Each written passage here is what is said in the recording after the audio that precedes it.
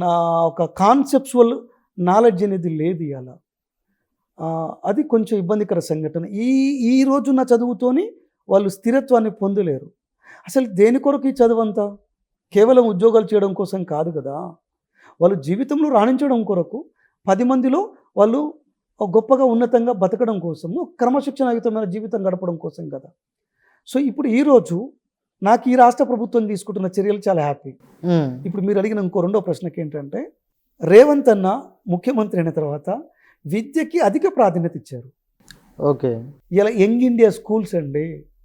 నిన్న మొన్న చూసాం మనం నల్గొండలో కోమటిరెడ్డి ప్రతీక్ రెడ్డి ఫౌండేషన్ ఆధ్వర్యంలో స్కూల్ నడుస్తుంది. గవర్నమెంట్ స్కూల్ అది. అసలుకి దేశంలో ఎక్కడ ఏ కార్పొరేట్ స్కూల్ కూడా అడ్మిషన్ల కోసం అంత ఎగబడలేదు. మన మొత్తం సోషల్ మీడియాలో, టీవీలలో అన్నిట్లో వచ్చేసింది. వేల మంది అడ్మిషన్ కోసం ఎగబడ్డారు. ఇవాళ మీరు వెళ్ళండి, ఒక్క గురుకులాల్లో కూడా సీట్ దొరకట్లేదు. ఒక యంగ్ ఇండియా స్కూల్స్, ఒక్కొక్క స్కూల్కి 200 కోట్లు వెచ్చించి రేవంత్ అన్న ఆధ్వర్యంలో యంగ్ ఇండియా స్కూల్స్ వస్తున్నాయి. కాబట్టి ఇప్పుడు రేవంత్ అన్న విద్యకు ప్రాధాన్యత ఎంత ఇస్తున్నాడో మనం చూస్తున్నాం. వారు ఎక్కడన్నా స్పీచ్ ఇవ్వనివ్వండి, ఎక్కడన్నా ప్రసంగం మాట్లాడనివ్వండి, వారు విద్యకు ప్రాధాన్యత ఇస్తున్నారు. కాబట్టి ఇప్పుడు నాకు చాలా హ్యాపీ. త్వరలోనే వారి ఆధ్వర్యంలో మారుతుంది అనేది, ఇంకా మార్పులు చెందుతాయని నా ఆలోచన.